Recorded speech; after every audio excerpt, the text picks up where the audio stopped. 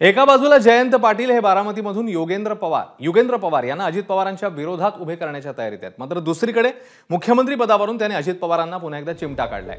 अजित पवारांनी पक्ष सोडला नसता तर आगामी काळात ते महाविकास आघाडीतनं मुख्यमंत्री झाले असते असं जयंत पाटील पंढरपूरमध्ये म्हणाले।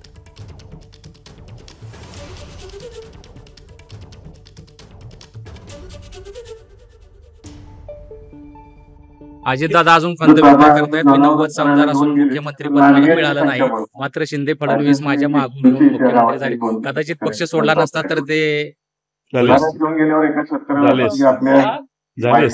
काय झाले असते ना। इथं आता चांगलं वातावरण आहे महाराष्ट्रात महाविकास आघाडीचाच मुख्यमंत्री होईल असं चित्र आहे।